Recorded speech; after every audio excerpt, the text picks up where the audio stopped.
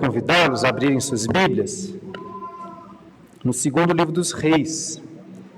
Hoje vamos continuar estudando o livro dos Reis. Eu gostaria então de convidá-los a abrirem aí suas Bíblias e deixarem abertas em segundo livro dos Reis, capítulo 21, versículo 10. Se possível, deixe aberto aí para acompanhar o nosso estudo e meditação.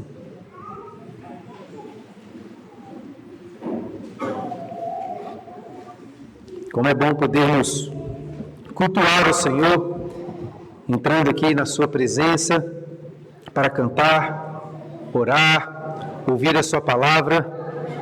É maravilhoso, mas também muito perigoso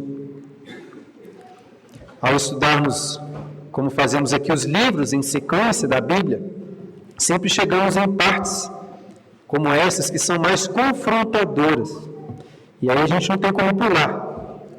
No último sermão, meditamos sobre quão terríveis são os pecados que nós cometemos na presença de Deus.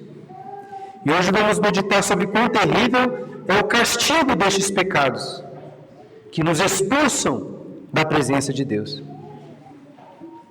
E se Deus abençoar, nossos ouvidos hoje vão tinir, como que após um efeito de uma explosão no ouvido. Não por causa do som, ou porque eu vou ficar gritando aqui, mas por causa da gravidade do juízo de Deus contra o seu próprio povo. É difícil ouvir sobre o juízo de Deus, mas é bom, pois nós corremos o seríssimo risco de continuar no caminho do pecado, achando que está tudo bem, já que nós estamos aqui na igreja, já que fazemos parte do povo de Deus e fomos salvos pela graça de Deus.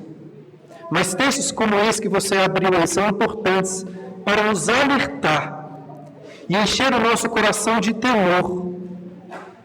Um temor que irá nos fazer correr para o Evangelho da graça, que nos liberta do juízo e do pecado. Então, que Deus tenha misericórdia de nós e nos dê essa graça. Vamos orar mais uma vez? Nosso Senhor, nosso Deus, faça hoje, ó Deus, tinir os nossos ouvidos, enche o nosso coração de temor, ao ouvirmos sobre o juízo contra o seu próprio povo, a sua herança, mas que esse temor não nos afaste de Ti, e sim que possamos correr para a Tua graça e sermos verdadeiramente transformados em Cristo, o Filho da mulher, o Filho de Davi, o Filho de Manassés. Jesus, o Rei que morreu e ressuscitou para ser o nosso Salvador. No nome dele oramos. Amém. Pedi para você abrir a Bíblia, mas ainda antes de lermos o texto, para nos contextualizar, eu quero lembrar que esse é o livro da Bíblia que conta sobre a história dos reis de Israel, o povo de Deus. E estes reis foram levantados para cumprirem uma missão muito importante, de liderarem o povo em obediência a Deus, para que todos pudessem desfrutar da vida e das bênçãos na presença de Deus. E assim, até como estávamos vendo hoje pela manhã, a missão do reino de Israel para todo mundo era de servir como um farol, apontando para todos os povos da terra. Como é bom, como é ótimo servir o único e verdadeiro Deus. No entanto, infelizmente, esse livro não conta a história de reis que cumpriram fielmente a sua missão. Pelo contrário, este é um livro que conta sobre os reis que desprezaram a Deus, que violaram as suas leis e que conduziram o povo para o caminho da morte, culminando no exílio, longe de Deus e da presença de Deus. Então, em vez de serem uma luz, um farol de luz para as nações, Israel se tornou um motivo de desprezo. E o rei Manassés representa o ápice, ou melhor, representa o ponto mais baixo e sombrio dessa trágica narrativa do livro dos Reis. Na última vez nós começamos a ler sobre Manassés, lá nos versículos 1 a 9.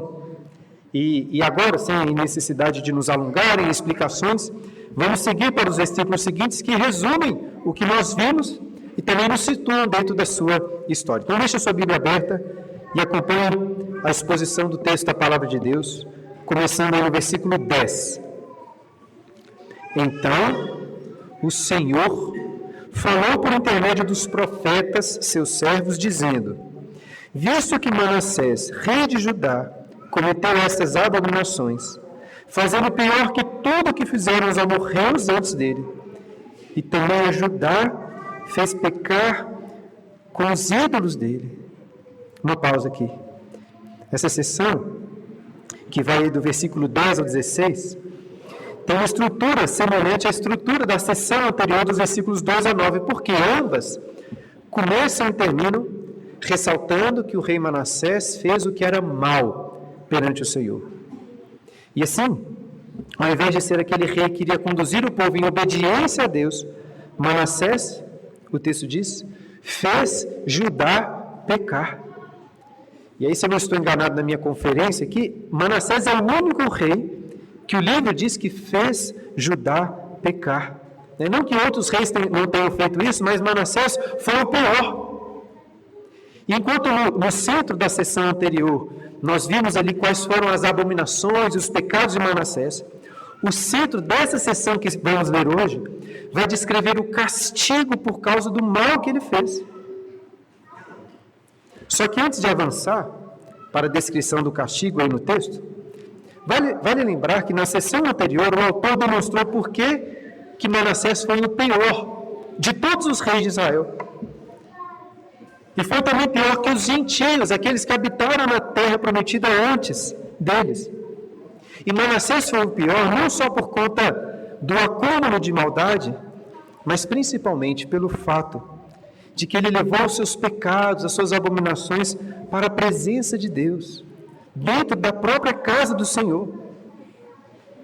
Em outras palavras, o autor de Reis nos mostrou que Manassés, que Judá foram piores. Porque, diferente lá dos gentios, esse é o povo de Deus. Eles foram salvos lá do Egito para morarem com Deus, diante da presença de Deus. Só que eles estavam praticando as mesmas abominações e idolatrias pagãs dentro da casa do Senhor.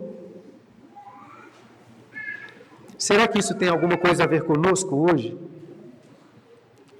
Levando em conta que nós somos o próprio templo de Deus. Fomos batizados no santo nome trino do Senhor, selados com o Espírito Santo. Fomos unidos com Jesus no tabernáculo celestial. A conclusão é que os pecados que nós cometemos não são apenas piores do que as abominações dos gentios, mas piores até que os pecados de Manassés.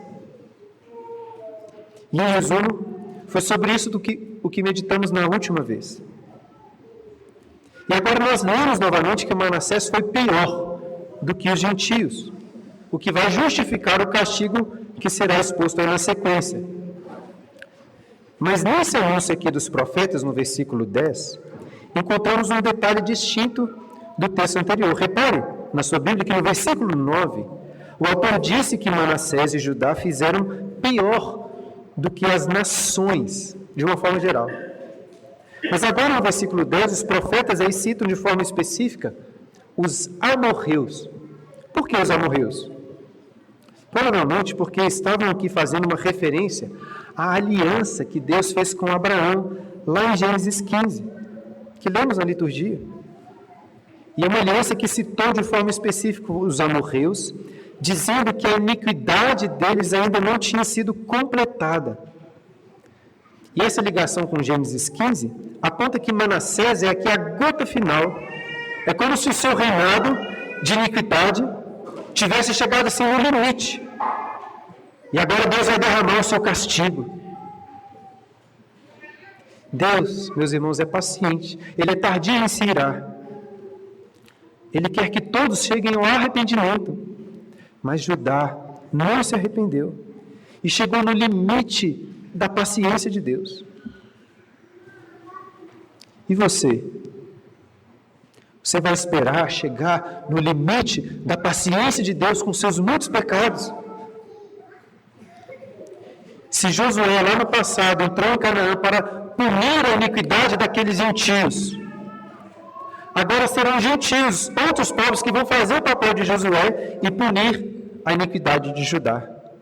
Versículo 12. Assim diz o Senhor, Deus de Israel: eis que hei de trazer tais males sobre Jerusalém e Judá, que todo o que os ouvir lhe tirarão ambos os ouvidos. Lá na história de Ezequias, o pai de Manassés, nós lemos 2 vezes Deus prometendo que iria proteger Jerusalém e o seu povo do ataque inimigo, por amor do seu nome, Deus diz, e por amor a Davi. Mas agora, Deus precisa proteger Jerusalém do seu próprio povo, porque Judá é o inimigo. Por amor ao seu nome, por amor a Davi, Deus precisa castigar o povo de Jerusalém. Na época de Ezequias, a Assíria tinha derrotado todos os povos, humilhado os falsos deuses. Ezequias orou naquele contexto por proteção. E quando Deus destruiu os exércitos imbatíveis da Assíria, Deus estava mostrando para todos os reinos da terra que só Ele é o verdadeiro Deus. Essa foi a mensagem. O plano de Deus sempre foi atrair todos os povos da terra para si. Só que agora, com Manassés, a mensagem que Deus está mandando é um alerta para todos aqueles que querem se aproximar de Deus. Porque se vierem para a sua presença, para adorar a Deus, só que continuarem com seus ídolos, com os seus pecados, eles vão ser destruídos. Isso é a história de Manassés nos ensinou da última vez, que os pecados que nós cometemos diante da presença do Senhor são piores. Hoje essa história nos ensina que pior é o juízo, o castigo contra aqueles que se aproximam de Deus. Como é bom, irmãos, entrarmos na presença do Senhor. Eu suponho que todo mundo que está aqui na igreja, talvez quase todos pelo menos, querem se aproximar de Deus. Não é mesmo? Você quer se aproximar de Deus. Quem não quer viver com Deus, a fonte de todo prazer e de alegria? É maravilhoso. Mas é muito perigoso. A história de Manassés é um alerta muito importante para todos os que querem se aproximar de Deus. Olha novamente o versículo 12. Os males que virão contra aqueles que cometem abominações na presença de Deus são tão terríveis que todos os que o ouvir lhe tirarão ambos os ouvidos. Vocês conseguem imaginar os ouvidos tinindo? Pensa num raio, né, que caiu muito perto, ou num estrondo tão forte que deixa os seus ouvidos zumbando. É essa a ideia aqui. É como o efeito de uma explosão no seu ouvido. Não por causa do som, mas pelo peso do juízo que Deus está proclamando aqui. E essa mesma expressão de fazer os ouvidos tinirem é usada lá em 1 Samuel capítulo 3, versículo 11, quando Deus revela para o pequeno Samuel lá o castigo que iria trazer sobre Israel. E aqui temos um paralelo muito importante, porque naquele contexto, antes da construção aqui do templo em Jerusalém, a Arca da Aliança estava em Siló. Mas como juízo, os filisteus guerrearam contra Israel e levaram embora aquela arca, que representava a presença de Deus. Você lembra dessa história? E aí quando Eli, o sacerdote, ouviu que a arca tinha sido tomada, ele caiu da cadeira, quebrou o pescoço e morreu. E muito tempo depois, como lemos na liturgia, o profeta Jeremias junta as duas histórias a anunciar que o que aconteceu lá em Siló iria acontecer agora com o templo, a casa de Deus em Jerusalém, por causa dos pecados de Manassés. É difícil ouvir sobre o juízo de Deus. Já teve alguma vez que os seus ouvidos tiniram, o seu coração ficou com medo da iminência do castigo de Deus? A gente não gosta de ouvir sobre o juízo. Quantos aqui querem sair no domingo à noite para vir à igreja e ficar ouvindo sobre o castigo de Deus? Aí você pode perguntar, mas pastor, por que esse castigo aqui em especial, nesse contexto, é tão forte, a ponto de fazer os ouvidos tinirem, ou a ponto de fazer Eli lá atrás cair da cadeira, quebrar o seu pescoço? Por quê? Essa é uma boa pergunta. Obrigado aí por perguntar. Deixa eu repetir para vocês entenderem. Por que este castigo aqui em especial é descrito de forma tão forte, a ponto de dizer que os ouvidos vão tinir? Por quê? Guarde essa pergunta. E nós vamos continuar lendo sobre os males, o castigo que Deus vai trazer e tentar entender por que são especialmente terríveis. Versículo 13. Estenderei sobre Jerusalém o cordel de Samaria e o prumo da casa de Acabe. Para quem não sabe, cordel e prumo são instrumentos de construção civil antiga, né, que às vezes são utilizados hoje também. O cordel é uma linha que é esticada na horizontal para delimitar uma linha reta, né, para você construir. Já o prumo é um fio com um peso na ponta que serve para você verificar se uma construção está perfeitamente alinhada na vertical. Então a ideia é construir tudo na linha, na medida correta. Só que aqui, ao invés de usar esses instrumentos de precisão para construir, Deus vai utilizá-los com precisão para destruir. Judá e a casa de Davi estão aqui no programa de demolição de Deus. O cordel de Samaria revela para nós que conhecemos aqui o contexto, que Deus vai usar estritamente o mesmo critério de castigo que usou lá no Reino do Norte, quando os castigou com o exílio. Ou seja, Jerusalém, a cidade escolhida de Deus, vai acabar com Samaria. Os habitantes ali vão sofrer com a guerra, com o cerco, com fome extrema, até que todos os que restarem serão levados para o exílio da morte. E talvez ainda mais sério seja o prumo da casa de Acabe, que revela aqui no contexto que o mesmo juízo vai vir agora sobre a casa de Davi. E qual foi o juízo que veio contra a casa de Acabe? Todos os filhos, toda a descendência dele foi cortada. A gente leu sobre isso aqui no livro. Jeú foi levantado por Deus para exterminar a casa de Acabe.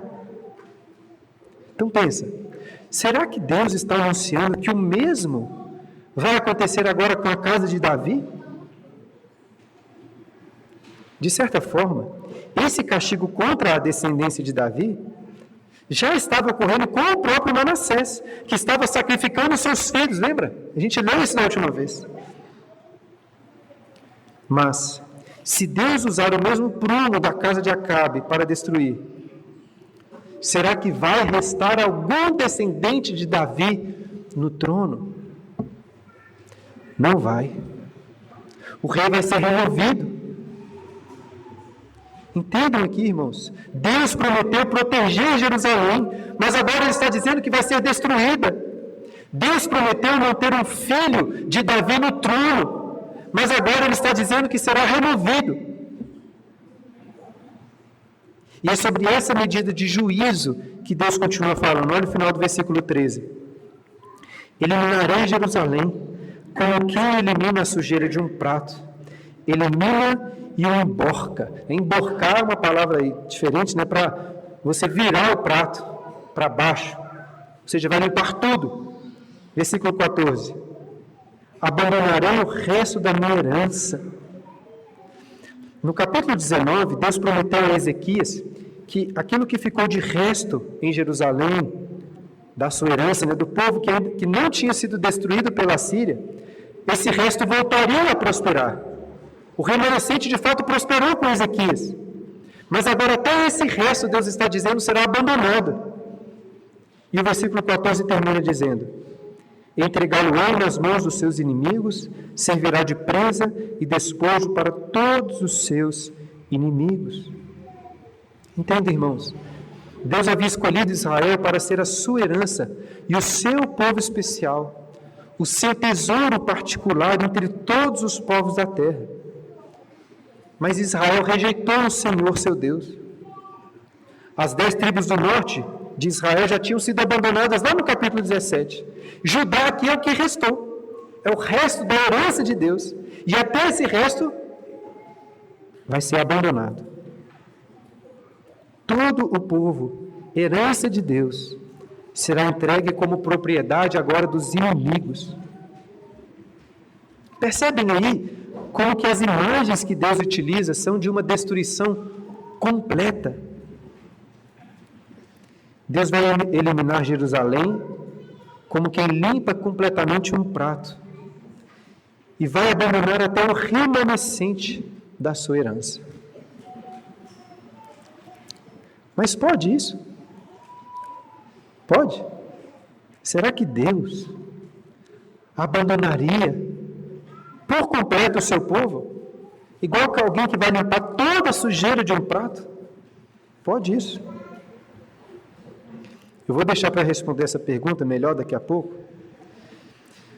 Mas não deixe aí de você perceber o peso desse juízo, dessas palavras. Deus aqui não é um pai ou uma mãe com ameaças vazias. Tem mãe que no limite da sua ira fala que vai matar o seu filho. Eu vou te deserdar. Eu não sei, alguns de vocês já devem ter escutado sua mãe dizendo assim, eu te coloquei no mundo e eu te tiro do mundo. Mas o que Deus diz aqui é real, é de verdade. Não é só uma força de expressão. Não é à toa que diz que os ouvidos vão tinir, porque este é um castigo especialmente terrível. Veja bem, a história de Manassés não é simplesmente sobre o juízo de Deus contra pecados, mas é do juízo de Deus por causa dos pecados do povo de Deus. Aquele povo que cometia abominações dentro da casa de Deus. Meus irmãos, esse é um alerta especial para nós que estamos aqui na igreja. É um alerta para o povo que é chamado de herança do Senhor. A história de Manassés está aqui para mostrar para mim, para você, que se você continuar na sua vida de pecado, sem arrependimento, sem mudança, o juízo vai vir completo. E aí não importa se você já foi batizado, não importa se você está aqui na igreja todo domingo, se você diz crer na graça de Deus. Não importa, na verdade o juízo vai ser ainda pior para você. Nós lemos nos capítulos anteriores aqui que Deus prometeu que iria proteger o seu templo, a sua casa. Mas aí, lá na época do profeta Jeremias, como nós lemos na liturgia, as pessoas olhavam para o templo de Deus e confiavam que o templo era garantia de salvação, de proteção deles. O povo dizia assim, templo do Senhor, templo do Senhor. Só que eles continuavam nos seus pecados. Eu acho que hoje não tem muita gente dizendo templo do Senhor, templo do Senhor. Mas quantos não falam assim, graça do Senhor, graça do Senhor, e continuam nos seus pecados? E se você está aqui hoje, membro dessa igreja, visitando, porque provavelmente tem algum tipo de fé na graça de Deus. Mas entenda, Deus não te salvou pela graça e te trouxe de volta para a presença dEle pela graça, para você ficar pecando e cometendo as mesmas abominações diante da presença de Deus. Não. Pensa aí na sua vida. Eu não vou dar aqui exemplos para você pensar na sua vida de uma forma específica. Tem pecados que você tem cometido constantemente diante da face de Deus? Quais são estes pecados? Eu espero que os seus ouvidos possam se tinir, o seu coração se encher de temor. O castigo viria sobre o povo de Deus, a sua herança. Porque, irmãos, desde que eles foram salvos, não deixaram de fazer o mal. Como o versículo 15 continua dizendo, olha aí. Porquanto fizeram o que era mal perante mim e me provocaram a ira, desde o dia em que seus pais saíram do Egito até o dia de hoje. Então veja que apesar de Manassés ter sido o pior rei, ele não era uma novidade, né? O mal já estava lá no princípio. Deus libertou o povo da escravidão do Egito para ter uma nova vida com Deus na sua presença. Mas a vida do povo não mudou. Eles continuaram fazendo o que era mal, só que agora perante Deus, provocando a ira de Deus. E agora chegaram no limite dessa provocação. A bênção da salvação do Egito será revertida em maldição. E eles vão sofrer um castigo ainda pior. Isso é muito sério, muito sério. Talvez você não se ache assim tão vil e cruel como Manassés. O povo no início não era também assim. Manassés é o ápice da maldade. Ainda assim, eu creio que o objetivo dessa história aqui dentro do livro é nos mostrar para onde que nós vamos seguir com os nossos pecados. Porque se você persiste no caminho de pecado sem arrependimento, o seu destino é o de Manassés, pecando de forma cada vez mais abominável diante da presença de Deus. E o autor encerra a justificativa do juízo que virá contra Manassés, contra Judá, no versículo 16, dizendo assim, olha aí, além disso, Manassés derramou muitíssimo sangue inocente, até encher Jerusalém de um ao outro extremo, afora o seu pecado com que fez pecar a Judá, praticando o que era mal perante o Senhor. Os pecados que nos levam para a morte geram muita morte também. Sangue sendo derramado, sangue inocente. Por quê? Porque as abominações que praticamos diante de Deus produzem em nós um coração que comete abominações contra o próximo, até contra aquele que é inocente. A expressão utilizada aqui para falar que Manassés derramou sangue inocente aparece lá no livro de Deuteronômio, em todas as narrativas deuteronômicas. Deus salvou o seu povo para que eles tivessem vida na sua presença, seguindo o caminho da sua lei, o caminho da vida. E o derramamento do sangue inocente era algo que repetidas vezes era alertado como inadmissível. Então o fato de Jerusalém aqui ter virado uma piscina de tanto sangue inocente é a expressão do desprezo que aquele povo estava tendo para com a lei de Deus. Manassés estava aqui seguindo o caminho dos piores reis de Israel. O rei Saul, por exemplo, que se afastou de Deus e derramou muito sangue inocente, como os profetas de Nob. Ou o rei Acabe, que se afastou de Deus e derramou sangue inocente de Nabote e dos profetas de Deus. Manassés fez o mesmo. E pior, de quem que era esse sangue inocente que Manassés derramou? Era dos seus filhos, oferecidos em sacrifício? Também. Mas não daria para encher Jerusalém só com o sangue dos filhos dele. O texto não diz aí, mas a gente pode supor, como o historiador judeu Flávio Josefo, que os profetas citados lá no versículo 10, que anunciaram o juízo, pagaram com a sua própria vida. A tradição diz que nessa época, o profeta Isaías foi cerrado a mão, algo que o autor aos Hebreus parece fazer referência na sua carta. E o ponto é que todo esse sangue inocente derramado em Jerusalém está clamando por vingança. Manassés se torna aqui o padrão do mal, do juízo de Deus. Apesar de virem depois outros reis maus, depois de Manassés é sempre o nome dele e o sangue que ele derramou que é usado como motivo para o castigo final de Deus. O sangue dessas pessoas inocentes vai clamar por vingança, até que o rei da Babilônia vai ouvir esse clamor e vir para aplicar o juízo de Deus. E Deus não vai voltar atrás. Não vai, nem com o grande e belo arrependimento de Josias, depois, sobre o qual vamos ler nos capítulos seguintes. Lá no livro de Jeremias, um profeta também dos dias de Josias, no capítulo 15, a gente lê Deus dizendo assim, ó, nesse Moisés, nesse Samuel, aparecer aqui para interceder, eu vou poupar o povo do castigo, por causa daquilo que Manassés fez. Irmãos, eu não sei quando vai ser, mas essa história está apontando para um dia no qual o juízo vai ser irreversível para nós também. Deus é paciente, Ele quer que todos nós cheguemos ao arrependimento, mas vai chegar o dia do juízo final e nada mais poderá ser feito. Qual vai ser o seu destino? Versículo 17. Quanto aos mais atos de Manassés e a tudo quanto fez, e ao seu pecado que cometeu, porventura não estão escritos no livro da história dos reis de Judá?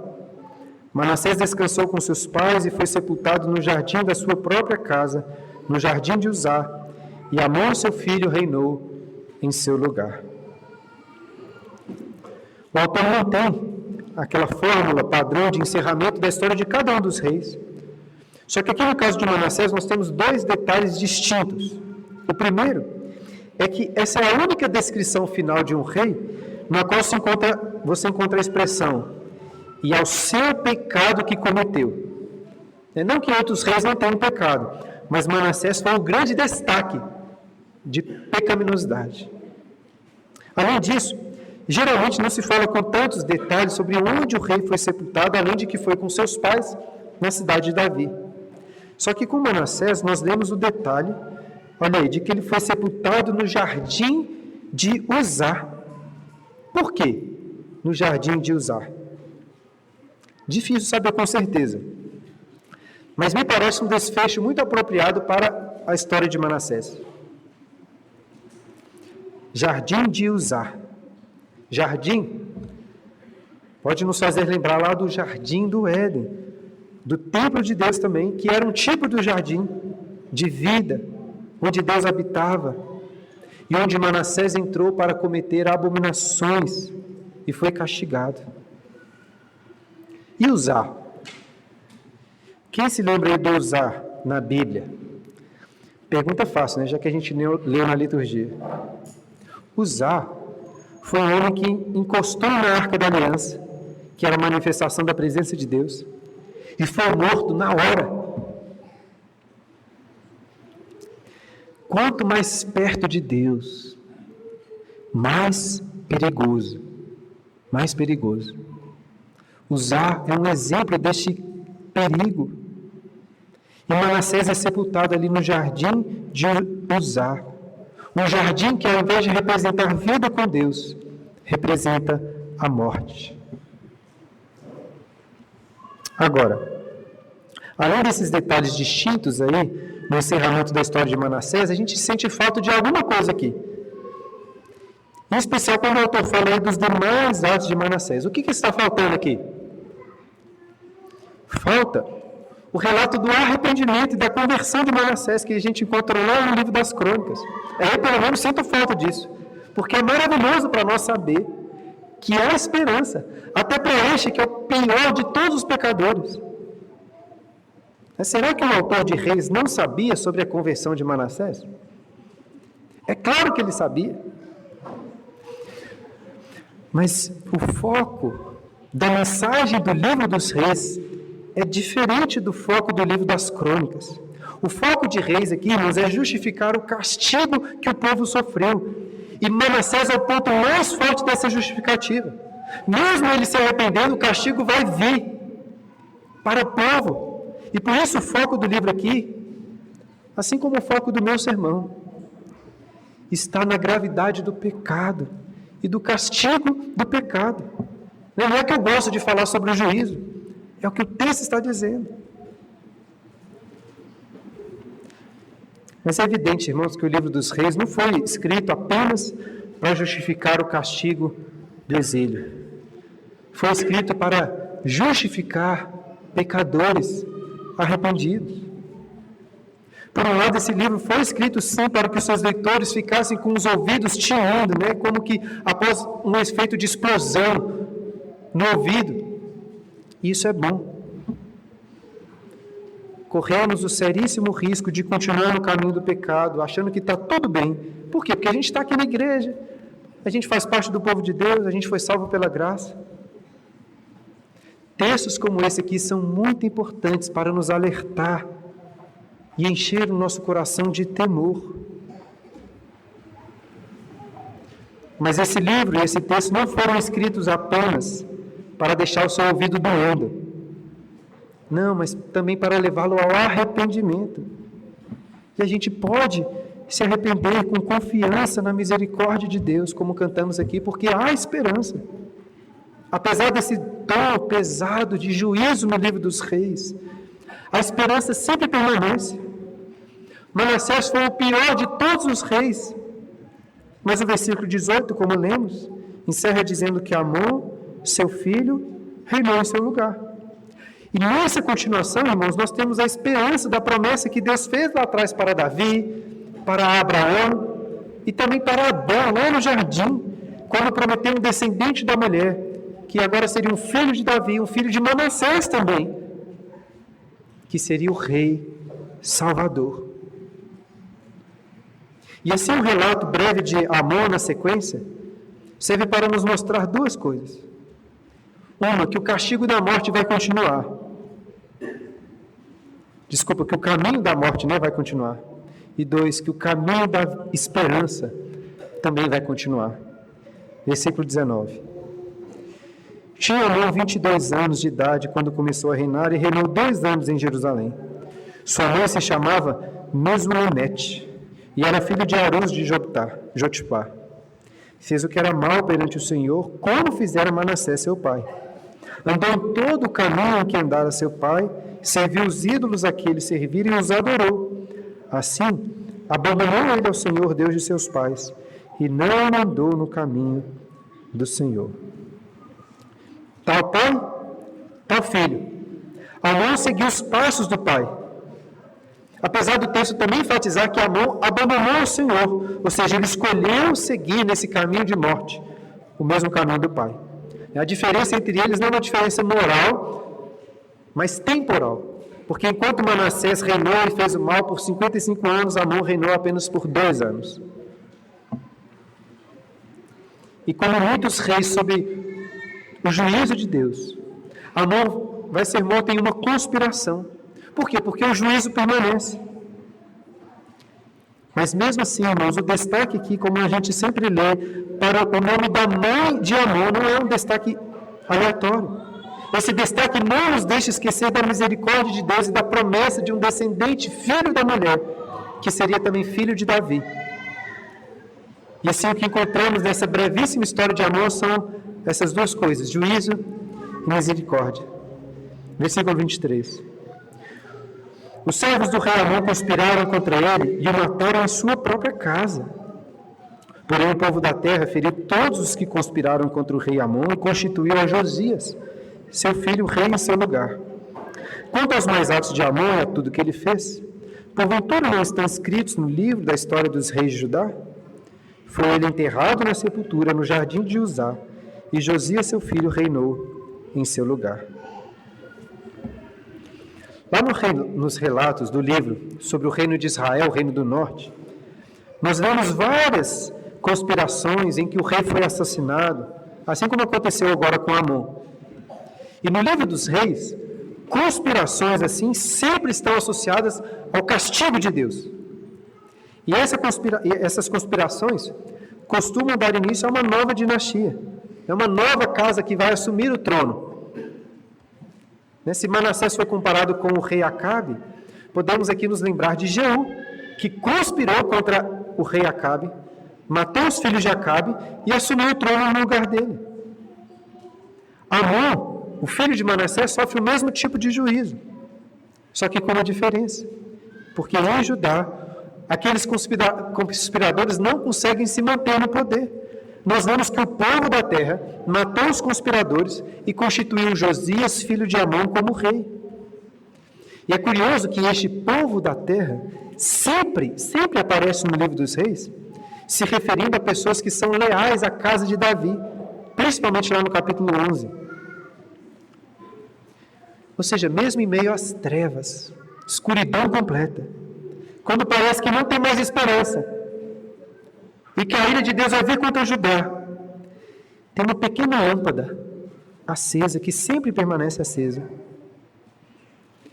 Eu não sei quão fiel era esse grupo aqui, chamado de o povo da terra, mas mesmo depois de 55 anos de um terrível reinado de Manassés, acrescentados de 2 anos de Manassés, do Manassés Júnior, o filho dele, o povo da terra continuou apegado à dinastia prometida do rei Davi. Eu gostei muito de um comentarista que disse assim, olha, o povo da terra não tinha todas as respostas para os problemas da nação, mas eles pareciam saber qual era o próximo passo. Qual passo? Colocar outro descendente de Davi no trono. E nisso, irmãos, encontramos um traço da misericórdia de Deus, que prometeu, queria sim disciplinar os filhos de Davi com açoites, mas que nunca apartaria a sua misericórdia. Amon, o filho de Manassés, filho de Davi, foi removido do trono, mas foi só por um tempo.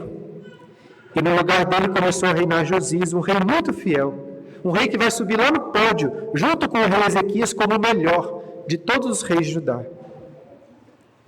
Só que nem o arrependimento sincero de Josias, nem toda a reforma que ele vai realizar, serão suficientes para livrar Judá do caminho do exílio da morte. Os primeiros leitores que leram esse livro aqui sabiam muito bem que o castigo viria. A ira de Deus por causa dos pecados de Manassés foi solta e vai chegar em breve, que é o que vamos ler nos próximos capítulos. Mas para concluirmos hoje, acho que a questão para fechar é entender, irmãos, como que o juízo completo de Deus, por causa de Manassés, se harmoniza com a misericórdia de Deus. Misericórdia que não se apartou da casa de Davi, nem por causa de Manassés. Por um lado, como vimos, essa é uma mensagem de temor, para colocar medo no seu coração. De todos nós que estamos aqui na igreja, que fazemos parte do povo de Deus.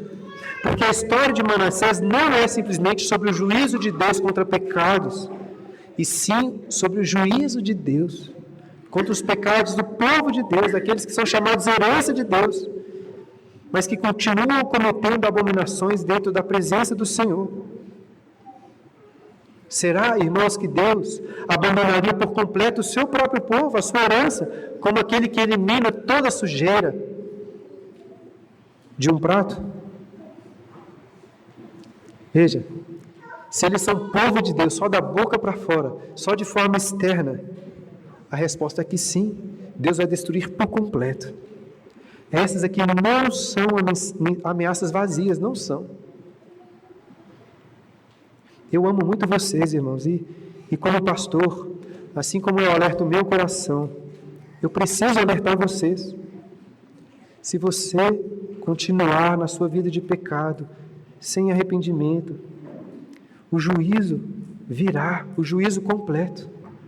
Não importa se você foi batizado, se você diz crer na graça de Deus, se você está na igreja aqui todo domingo, porque nada disso é verdade mesmo para você.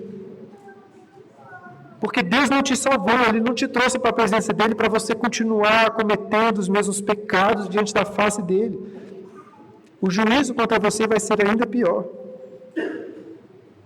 Os profetas que Deus enviou para alertar Manassés podem até ter sido assassinados, mas as palavras deles continuam vivas até hoje e servem de alerta para nós. Com o castigo de Judá, do povo de Deus, Deus está testemunhando agora para todos os povos da terra que Deus é real e que quem se aproxima dele e permanece no pecado vai ser punido de forma ainda mais severa. E se por acaso tem alguém aqui que ainda não faz parte do povo de Deus, talvez alguém que não foi batizado, pense bem nisso. É claro que o que nós queremos é que todos se arrependam, que todos venham, sejam salvos. Mas não adianta vir para a presença de Deus achando que você pode continuar com seus pecados aqui dentro. Não. que os nossos ouvidos possam tinir e o nosso coração se encher de temor. Mas que esse temor, irmãos, nos faça correr para a misericórdia de Deus, que nunca falhou e permaneceu sobre a casa de Davi. A esperança permanece porque Deus não nos destruiu ainda completamente, Ele continua oferecendo perdão e arrependimento. Corra para Deus, confiando que a sua misericórdia garante para nós perdão e justiça. O perdão e a misericórdia de Deus não anulam a sua justiça. Em última instância, o juízo total contra os nossos pecados precisa mesmo ser um juízo completo, porque Deus não pode tolerar os pecados que eu e você cometemos na sua presença. Estamos sim debaixo de uma destruição total. Deus precisa limpar o prato, abandonar até o resto da sua herança, porque não resta entre nós nenhum justo, não é um justo sequer.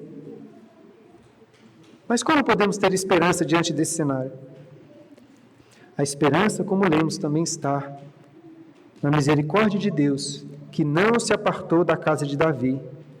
A promessa do descendente da mulher, filho de Davi no trono, permaneceu, apesar de Manassés. Inclusive, se você ler logo na primeira página lá do Novo Testamento, em Mateus, vai encontrar o nome de Manassés, na genealogia de Jesus. E é em Jesus que o juízo total de Deus se cumpriu. Deus disse que abandonaria até o resto da sua herança, e Deus fez isso quando abandonou o seu próprio Filho na cruz. Jesus, irmãos, é o próprio templo que foi destruído. Jesus se fez sujeira em nosso lugar. Jesus foi eliminado como quem se elimina a sujeira de um prato, para sofrer o exílio da morte eterna em nosso favor. E se Manassés derramou muitíssimo sangue inocente dos seus filhos, dos seus profetas, na cruz, Deus derramou sangue inocente, muito mais precioso, de Jesus, o seu Filho, o grande profeta. Mas Jesus ressuscitou, vencendo a morte, para nos dar uma nova vida na sua presença. E Jesus subiu aos céus, de onde enviou o seu Espírito, que é uma água pura, que agora vai limpar o coração de todo aquele que nele confiar. Ele vai eliminar toda a sujeira, igual quem limpa um prato. Ele vai limpar o seu coração. Se Manassés fez o povo pecar, Jesus faz o seu povo andar em obediência, em retidão. Eu não sei se os seus ouvidos estão aí, de alguma forma, tinindo, se o seu coração se encheu de temor, mas corra para a graça salvadora de Jesus, o nosso Salvador. Amém.